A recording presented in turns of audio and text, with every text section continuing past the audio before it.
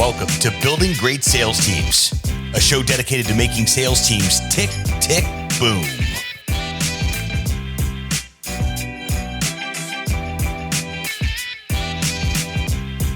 Great sales teams are not recruited, they are built, block by block. Let's get to work.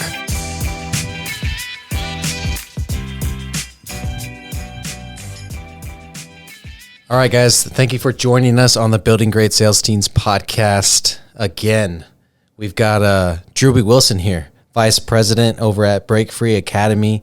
If you're in Apex, you know exactly who this guy is. He probably closed your ass on joining Apex pretty quickly and over text and maybe with some memes too. But Drewbie, introduce yourself, brother. Tell us a little bit about yourself. Yeah, man. Thanks for having me on. Appreciate it. So again, Drewbie Wilson, Vice President here at Break Free Academy. I'm also a best-selling author, a podcast host, a speaker, consultant. I do a lot of different cool shit, but usually when people ask me, I tell them I sit on Facebook, I make memes, and I troll the internet. That's your favorite anyways, right? I mean, it's the coolest thing to say I get paid for. Absolutely. And if you've ever met Drewbie, you've seen the meme lord tattoos he's got on his hands right here. Maybe give a little flex for the video there. Awesome. I am the meme lord. Full commit. Fantastic. So whenever I came up with a concept for this podcast, I knew right away that you were one of the first people that I wanted to have on it. First off, you're one of the reasons that this happened, right? So you gave me a lot of gas after we did the credit consulting up in Philly. And so I really appreciate that. Yeah, that was a blast, man. You've seen it all come to fruition now. And so and also because you run a 7-figure sales team. So one of the concepts that we're going to be covering in this podcast is visiting 7-figure sales teams. I'm here in the Apex offices right now. And so tell us a little bit about your journey to get here and then kind of how you became the VP for Break Free Academy. Yeah, man. So I've been in sales for over a decade. I grew up in sales. I sold reefer when I was a kid, then, got into selling all kinds of different shit, video game items online. So, they're selling NFTs and shit now. I was selling in-game items from Diablo 2, like way back in the day on eBay. So like I'm OG in the game and that hustle. But I remember Diablo, man. That's something else. Yeah. So we had bots that we would run all day and sell shit on eBay. So like I've been hustling my whole life, basically. Getting here, I was in sales selling insurance for a family insurance agent, right? So I had been selling all kinds of different shit, furniture, cigars, tobacco, and a family member of mine came and said, hey, I'm starting this agency. I want you to come work for me and sell insurance. I didn't know shit about insurance, but... So let me get this straight. You went from selling reefer and Diablo mods to insurance. Hey, man, it's been a wild journey, bro. And it just gets wilder. That's the best part. So... was selling insurance, reached a point where I'd kind of plateaued, right? I kind of got to I couldn't close more deals. I was getting top producer in my area, my market, but I was not really satisfied.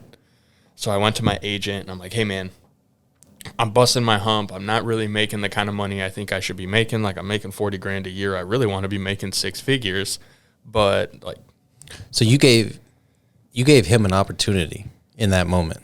And so what did he do with it? So his response was, hey, man, if you just be patient, you're going to own one of these things someday. You're going to have your name on the door and you'll be able to fucking crush it. And I was just like, yeah, all right, that ain't going to work for me. One day is not going to work. No, I'm a right now guy. Yeah, no. So I was like, all right, that's not going to work. So to me, I'm like, what do I need to do to make more money? I'm in sales.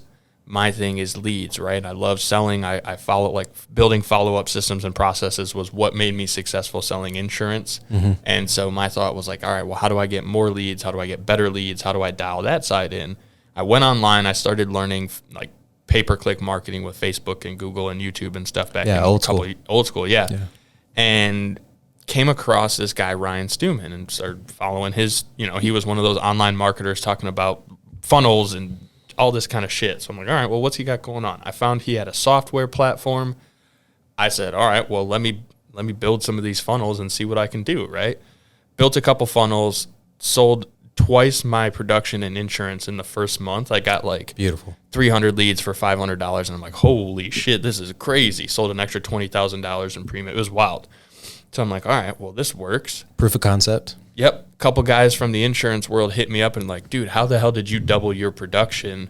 You're already a top producer. I'm like, hey, man, I got these like funnel things, and I'm marketing online with Facebook ads and shit. And they're like, how much for you to set that up for me? Because we're spending $5,000 to $10,000 a month with these internet vendors, and it's like garbage. Now you're. So I'm like, all right, well, you know, I don't know, give me $2,500. I'll set it up for you. Now you're hustling phone sites. So now I'm hustling funnels and online shit. And so within that, I'm in the Facebook group for the software platform, and I'm teaching people what I'm doing that's working. I'm literally just like, yeah, I don't know why it's working, but this is what I'm doing. So check it out.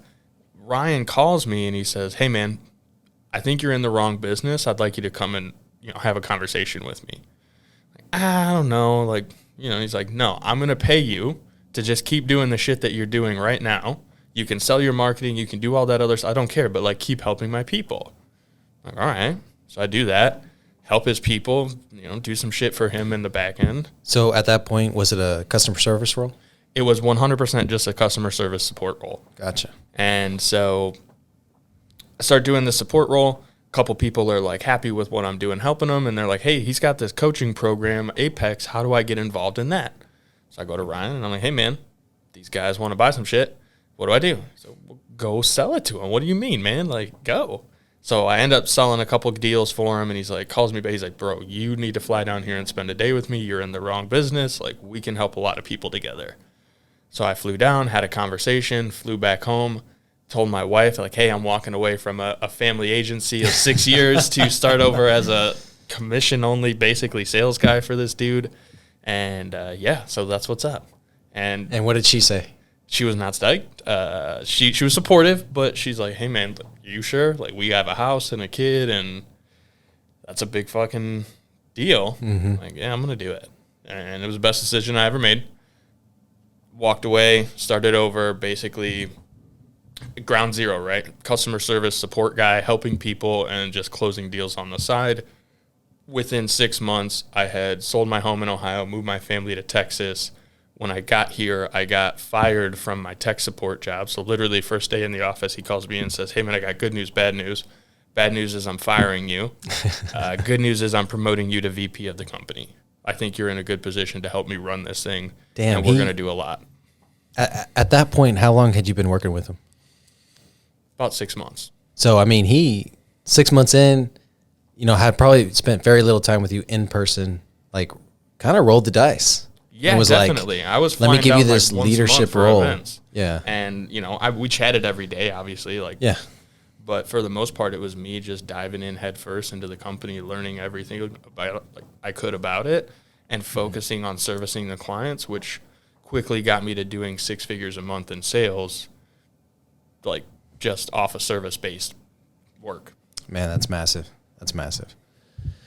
Okay, so let's get into what you do every day, which is manage the sales here at Break Free Academy. How many salespeople do you have?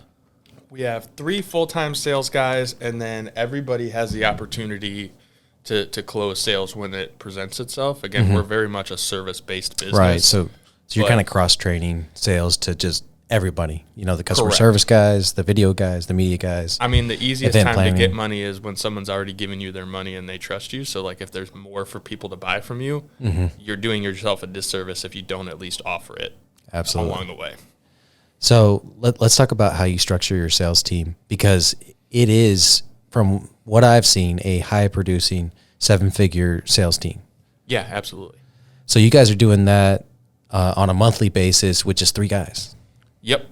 Yeah, so we're doing 7 figures a month with 3 guys, and, you know, really it's 2 guys and 1 guy that we've just brought in and kind of are bringing up in the game. And the majority of what we do is inbound marketing. We just do a great job of serving clients and attracting the kind of people we want to do business with. Okay. And so, you know, we're kind of blessed with the fact that a lot of people do want to work with us. Yeah. And our job is not so much to sell people as it is to qualify and provide a service, right? And I think that's any sales position, but that's where people get it messed up is they kind of have this like, oh, I need to be a closer. I need to sell. I need to, I got to have a script. And I need to be like the hardcore closer. I need to be the hardcore closer. Yeah, no, that ain't me. I'm very much the opposite of a hardcore closer. I don't like to be sold that way, so that's not my selling style. I love service, right? Yeah. Like if I go somewhere and someone goes above and beyond for me and they deliver a top quality service, like I'm happy to pay more for that. And so that's what I try to bring to my sales team and our process is very much of like, yo, this is what you're saying you need. This is where we can be helpful and provide that. This is what it costs to make happen. And I love that approach because it's a good combination with what, Ryan's got going on, and he built that machine. You know what I'm saying? So it's not about selling the machine. You see it happen every day. You follow him on social media. You know what I mean? You're already sold on the machine, and now it's time to purchase it, right? And so that's where you guys come in. All right, so let's talk about compensation. So I kind of want to run through Kodak and kind of test those tenets against what you're doing on your end. And so compensation, we were talking earlier, and you were saying that you pay your guys a base plus commission. Yeah, so we do a base plus commission, and the reason we do that is because when we hire guys onto our team, they're not necessarily coming in as salespeople. They're coming in as customer service reps. Right. Because we have a lot of clients, and our main concern is always how can we make client delivery the best possible. And so having the accountability, having the support team, that's their job when they get started. Because what we sell is not a very easy to describe product or service, right? It's not. I try to describe it every day, and I just end up saying it's a cult that makes you money. It's a cult with a huge ROI. At a high level, I've always called it personal development, coaching, and business consulting, right? Because it's a combination of, hey, yes, we're going to teach you tactical stuff in your business on how to grow, and there's a lot of moving parts to that. That's why we call it building your machine. But when you get around the right people and you start having certain kinds of conversations and focus on specific areas of life, right? You have Kodak for your sales team. We have the gcode for our life mantra. Right. But when you get focused on some specific things, you see a massive increase in your personal life as well as your business. And those two things kind of correlate, right? Like if you have your business blowing up, but your personal life is shit, it makes it harder for the business to grow and vice versa. Yeah, I used to compartmentalize them. And it wasn't until I joined Apex that I started fusing them that it worked so much better together. And then all of a sudden, everybody at home understood what I was doing at work. Everybody at work understood what I had going on at home, and it worked beautifully together. So I agree 100%. Yeah, but it's hard to sell that, right? Like, what's the ROI on feeling good? Like, well, it depends on who you are and what that looks like, right? But so for us, it's more about, hey, let's get our guys ingrained in our culture. Let's get them living the lifestyle and really going through the same processes that we're sharing with all of our clients. And so when we're bringing them in, it's like a paid internship, literally. Like, hey, we're going to pay you to sit here and have conversations with awesome people who are always trying to win and always trying to provide value and help each other. And we're going to just teach you to learn what we do and how we help people. Because then when you get to an opportunity where you're having conversations with referrals or with someone who wants to know, hey, what do you guys do over there? You can have a logical conversation and understand where someone's at in their life and in their business and help them make a decision to know, hey, does it make sense to be a part of this? Right? Is this going to help me achieve my goals in life or business? And then you can do it with conviction because you're living it. Correct. And so I love that about what you're doing. So let's talk about that a little bit in terms of somebody that is looking to hire a salesperson, right? So you guys sell a premium product, right? And so if I'm looking at that position in terms of compensation, I'm looking at, do I offer a salary or not, or do I offer the run-of-the-mill commission-only position that has high upside, right? And you guys offer a salary because you need to, one, you start out as a customer service rep to really understand the product. And two, you want to teach them the G code and you want them to live it so that when they do eventually sell a product, they have conviction when they're doing that. And so in order to, y'all have a long training process is what I'm seeing. It's a long training process. But when someone is trained up and they're ready to just be unleashed on sales, I mean, that's going to be a six-figure producer someday. You know what I mean? So it makes sense to make that investment on the front end. Well, and that's the thing, right? So if you think about a commission-only sales job, that is very much for someone who has a high risk tolerance. And if you look at the majority of society, they don't have a high risk tolerance. They need a safety net. And it's not to say that either way is right or wrong. It's just that if I look at, I need to hire on culture and core values and on someone that I can trust who's always going to live by those things, that integrity, like that's top of the line for us. Skills can be taught. But if you can live by the core values and fit into our culture, then I can find a place for you on my team. And I'm going to invest in you. And I'm going to invest in you, right? Because we work with people very, very closely. I mean, this isn't just like a show up, make your calls, and go home kind of position. This is not a job. It's a lifestyle. Right. And so for us, we're basically investing in people, and we're taking that risk to say, hey, we're going to make sure you're comfortable enough to come in and learn this stuff. Because when we do unleash you, you're going to be such a badass that when you show up on a call, you have zero doubt about like what we can deliver, because you've talked to every one of our clients that have paid us anywhere from $5,000 to $50,000 to $100,000 a year for help. And you're going to have full on conviction to show up on that call and say, hey, this is what we do. This is how it helps you. And this is what it costs. Because a commission only sales guy who's out there in month 2 of his job, who hasn't closed but one deal and made $1,000 is like fucking commission breath all over the place, right? Like, hey, what do I got to do to get you in this new car today? Like, how am I going to get you this solar deal right now? We're going to, like, Absolutely. No, I don't want to sell like that. I don't want to be sold like that. And I don't want my team to sell like that. So one of the things that we've been doing with my companies over the last year is converting everybody to W-2 and to a salary base, or salary plus commission, like you just described. And it is because of that.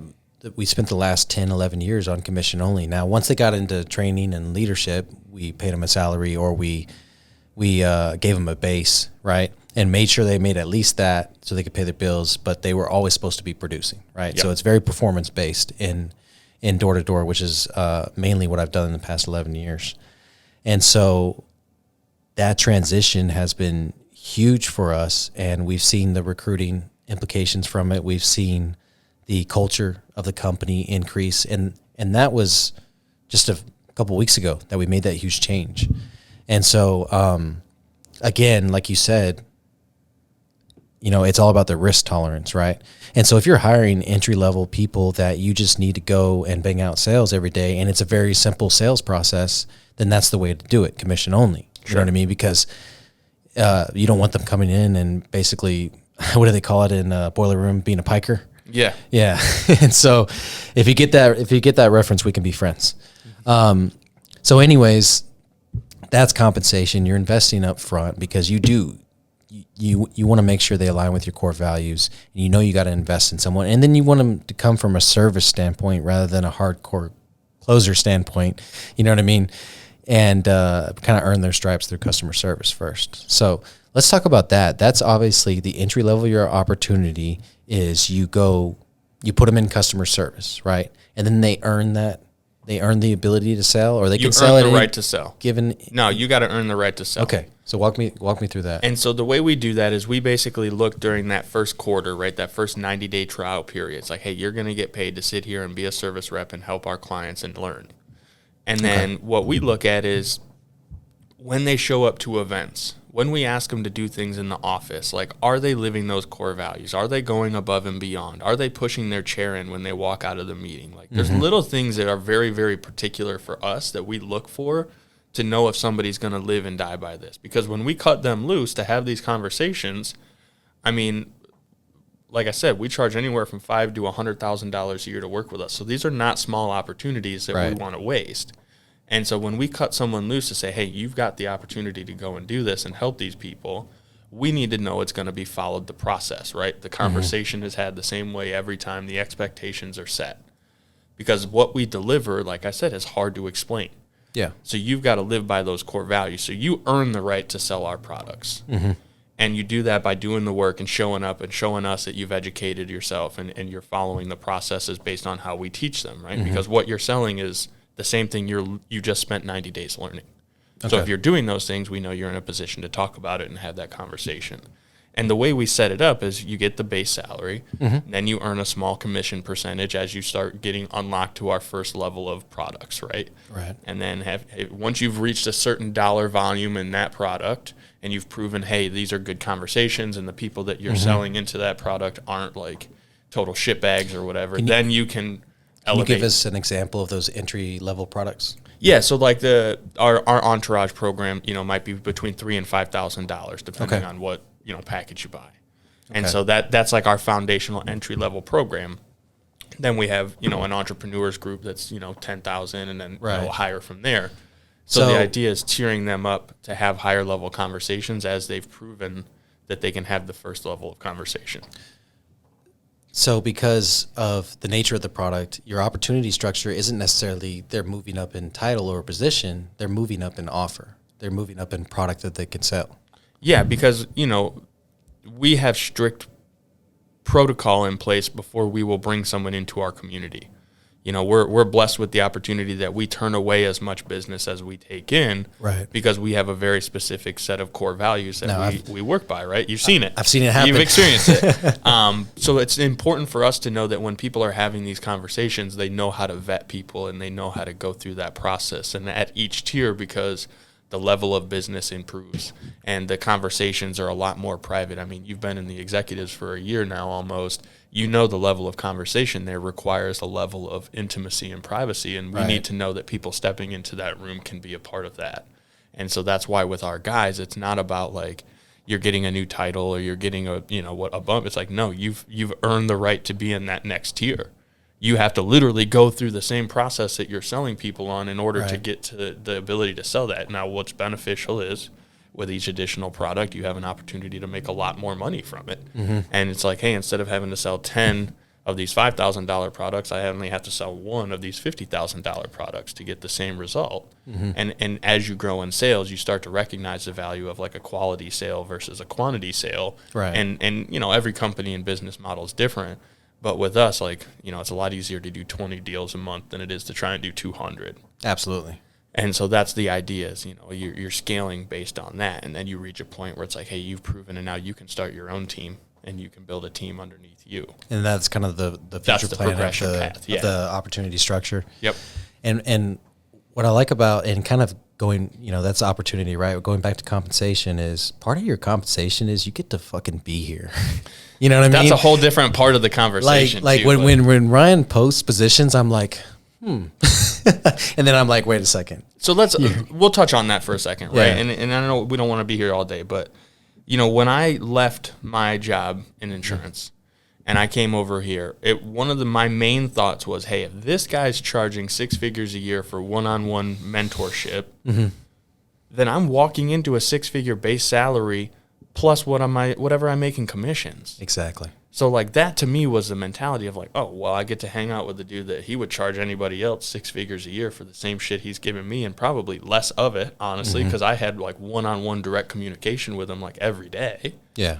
I'm like, no brainer. Yeah. But not everybody sees that, right? And so with us, like the opportunity is also the ability to be in the room and meet Super Bowl champions and famous, athletes and all kinds of crazy rappers and all kinds of shit, right? Like, you get to meet influencers from Instagram that you see that have millions of followers. Like there's benefits aside from just the thing. Like you literally learn how to be an intrapreneur, right? Like you can take everything that you learn within our program that we're selling, and you could start a 7-figure business of your own on the side. Absolutely. And that's a great segue into development. You guys don't even have to try to develop your guys because they're going to be developed just by being in the room. You know what I mean? Like I know one of your salespeople really well, and I did evolution with him.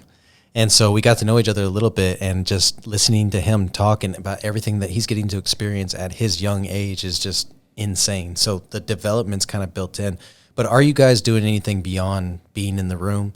Or what are you guys doing in terms of, I guess the next level for your guys in development? I think the biggest thing for us is, we're constantly working with our guys to make sure that we've got their best interest in mind for the future, right? Because like everybody has their own dream. Everybody had what I always say is success is perspective. Yeah. Right. Like what you see as successful might be different than what I see and Ryan sees and other people sees. Right. We've all agreed though that whatever that perspective is for you, we're here to help you achieve it.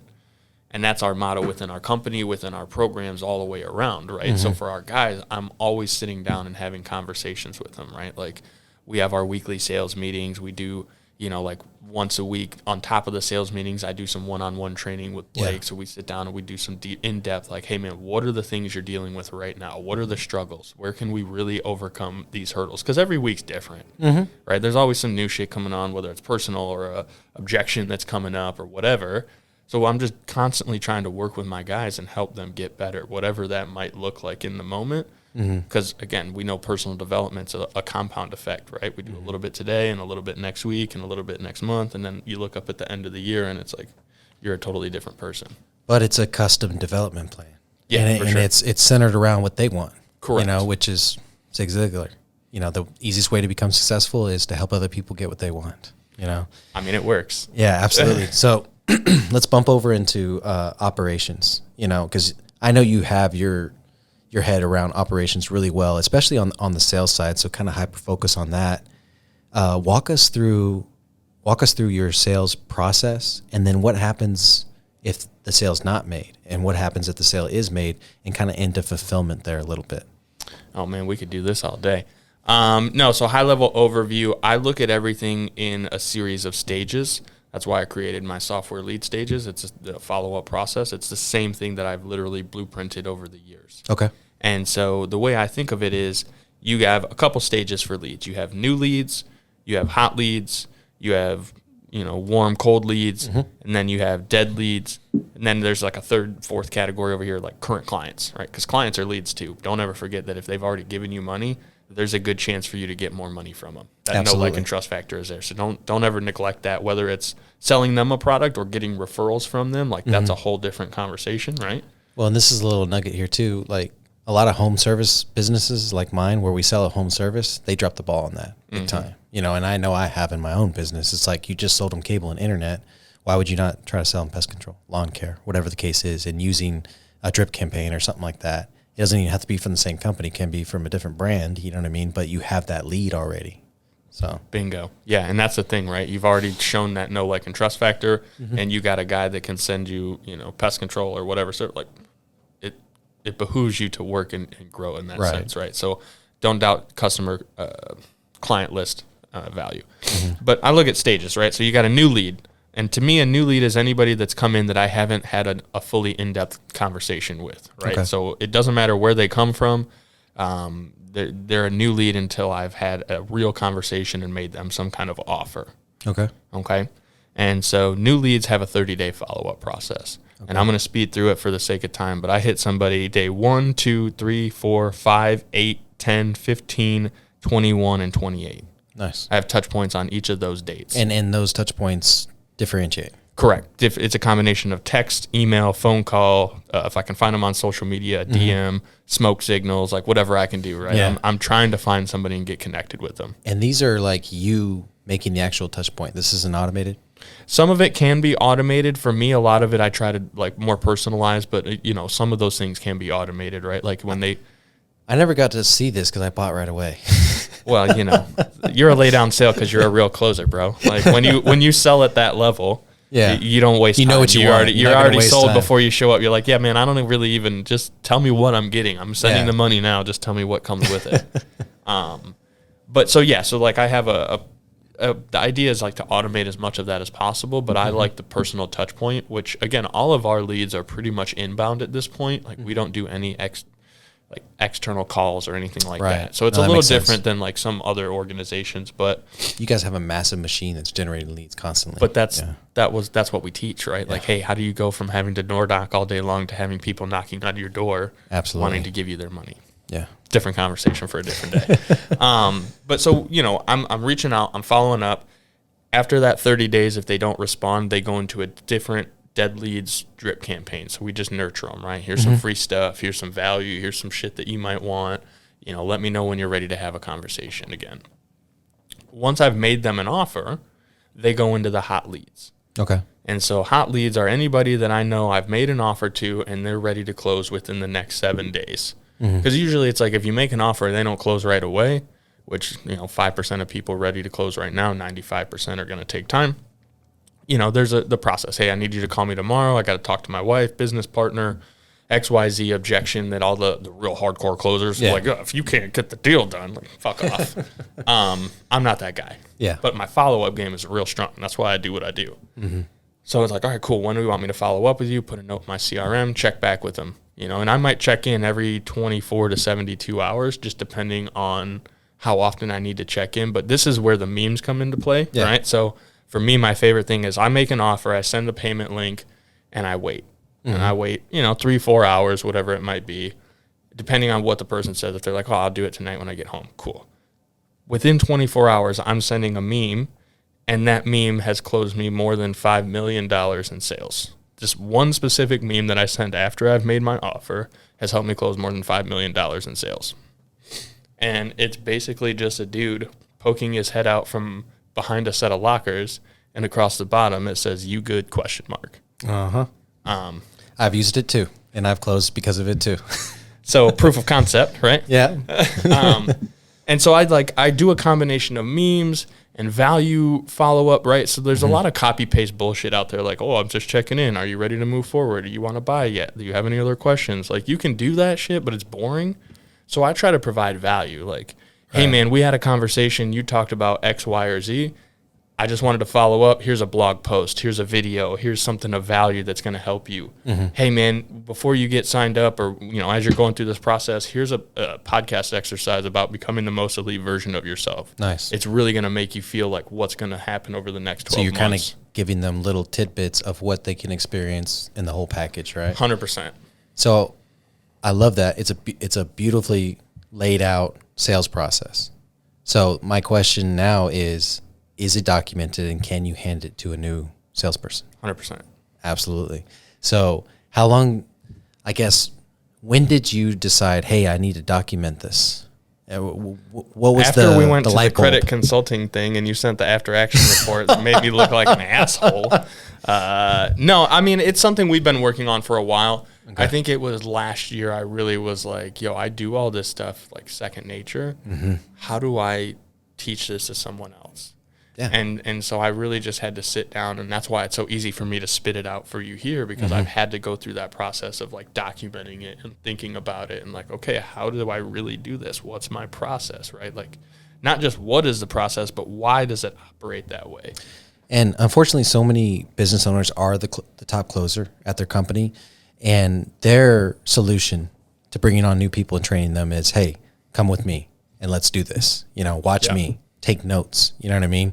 But that's not enough. They need to be able to go home and study something. They need to be able to mark a checklist in the conversation, you know what I'm saying? Especially if it's a virtual conversation or something like that. So that's really an operational piece that once you get it in place, it just saves so much time in training.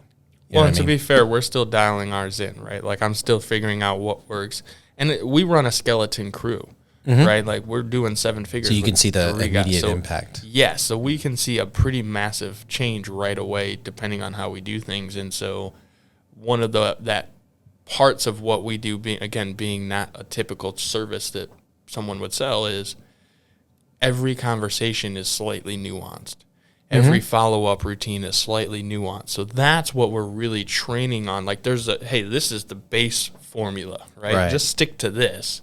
But now when we're doing the development, right, circling back there, that's where we're telling people and the role playing and hey, when you get this objection, the response is not always the same. Absolutely. Right? Because everybody's going to be coming at it from a different situation. And so how you craft your response has to go back to the keywords in the conversation you had before. So that's the development side of things that I think we're doing. And then I think is why it's so beneficial to have them go through that service role first, because they're having those conversations long before they get on the phone, so that when they do, I totally get it, because we have a client who told me the same kind of story. This is what they went through. This is how they handled it. This is where they're at now. So I like what you said about the foundation, right? Because too many, and I've had all these calls the last couple of weeks doing consulting calls, and they're like, I can't write a script. There's too much, there's too many nuances. There's too many objections to overcome, whatever the case is. And I'm like, stop doing all that. Give me an intro. Give me 3 qualifying questions. Give me 3 presentation features. and then give me a closing statement. And it needs to be a 2-option close. Build that out, and then give me 5 common objections, how to overcome them, and put it on front and back and hand it to your sales rep and let it rip. You know what I mean? Like, make it simple. And then your 2.0, your 3.0, your 4.0, your 5.0 training, you can develop along the way. But a lot of it is going to be experience, like you just said. It's those nuances. It's you have to have those. You have to have the experience to gain the wisdom, right? And top sales guys in any organization will tell you it took time to catch their stride. You have to have these conversations day in and day out for months, years sometimes before you really understand the client better than they understand themselves. And that's what makes a great closer, in my opinion, is you have empathy and you're able to understand where someone's coming from, but you're confident in your delivery of the service. Absolutely. Right? And that's why you said, hey, what are the pre-qualification questions just to make sure this makes sense and that we can actually confidently deliver on that. I don't want you spending money you don't have. Well, because you're hype on this personality that is, Drewbie or Ryan or Thomas, you know what I'm saying? And more than that, like, to me, again, it comes back to the kind of our look of, like, most people need us more than we need them. And I don't mean that from like an egotistical standpoint. It's just like, we don't have to sell everybody we get on the phone with. And again, we turn away just as many clients as we take because we're like, hey, no, what we do is not a good fit to help you. And so that's part of the training, is that pre-qualification process. And that's why it's important to say, hey, because when you get to the expectations and the presentation feature, it's like, cool, we've already got all the nonsense out of the way. We know this is a good fit to solve your problem. Yeah. Let's get down to the nitty gritty of what's really going to keep you from moving forward. Absolutely. No, that's great. So the last piece is culture, right? And so just to make this easy, and again, I've been talking to a lot of business owners that they have a sales team that's gone dry, a little bit dry, right? And then they're tired of dealing with the ups and downs, or they're really just setting one up. They're setting one sales position up. So whenever you're just starting out a sales team, it's hard to build culture around because you only have like 1 or 2 people, right? So can you give them 3 key things that they can do to build culture? The best thing to build culture, first and foremost, is be the example, right? You can't ask people to do somebody or be somebody that you're not. Like, that's counterintuitive, first of all. So being the example, I think, is one. Okay. I think routine and consistency. Okay. Right? I think, again, if you're asking your guys to show up 5-6 days a week and you're not able to show up and be in the trenches with them, like, that's not culture. They're not going to buy into that. They're not going to believe that you're truly there for them the way you say you are. Exactly. And then I think it's, the core values, right? Like, and those kind of all kind of fall into the same thing, right? Yeah. Like, what are your core values? Do you actually live by them? Are you consistently, expressing them and being the example of them? Right. And do you hire and fire on that, right? Yeah. Like, people are afraid to really get down and dirty with core values, but like, that's what makes a fucking business. That's what makes a brand. That's what makes everything. Absolutely. So if you want to build a culture, you dial in on those first, and then you be the example, and you make sure that everybody on your team knows this is the standard. And that's what creates culture. Beautiful. Yeah. And I figured you were going to get into core values when it comes to culture. Honestly, the culture that we have at our companies right now, we only started creating after we established our core values and our mission statement, And so a lot of the things that we're talking about today are next level stuff that come because of the core values that you guys set in place, the core values that we set in place at our company. And so I kind of like that we're going to end on that, you know what I mean? And so, obviously you're doing consulting now as well. So tell me a little bit about that. So for me, I've worked in a number of different positions over the years. Like I said, I used to manage a retail tobacco store, so I've got brick and mortar experience. I ran an insurance agency, so I did that. I built teams there. I've done, I've worked with hundreds or thousands of different entrepreneurs and clients at this point. So my specialty is really coming in and mostly dialing in on the sales process, right? That's kind of been my big success, is how do you build a real sales process and then a follow-up process and a way to systematize and measure that, right? Because, you and I talked about this recently, KPIs, right? Oh, Some yeah. people don't even know what a KPI is. So Yeah. quick tip, key performance indicator, it's the metrics that you use to measure your performance, right? And so my goal is really to come in and help folks that have, like you said, maybe they're the top producer, but they're also the top technician and they're the top customer service guy, right? Like, hey, let's build a systematic process that you can then delegate to somebody and have a way of like really seeing what works and what doesn't. And, you know, again, after watching a guy spend thousands of dollars a month on leads that most people just fucking called twice and did nothing with, Right. I'm pretty positive I can come in and help you find 6 figures in your business relatively easily by putting together a good sales process that is actually replicatable over time. Yeah. And then hiring a salesperson in general, you know what I mean? Yep. And then putting them through that sales process that's already established and in place and duplicatable, right? Absolutely. So that's massive. If somebody wants to reach out to you for that type of consulting, where do they go? They can go to workwithdrewbie.com. Perfect. Nice and easy. So that's all we got today, guys. I'm really excited about this episode. And I think a lot of my listeners are going to get a lot of value from it. So I appreciate you. It was an honor to have you on the show. Thanks, Drewbie. Hey, man, I'm glad to be here. Appreciate you. Awesome. And for everybody else, this is going to be, I believe, episode 3, hopefully. And look for episode 4 right after that, obviously. And let's get building.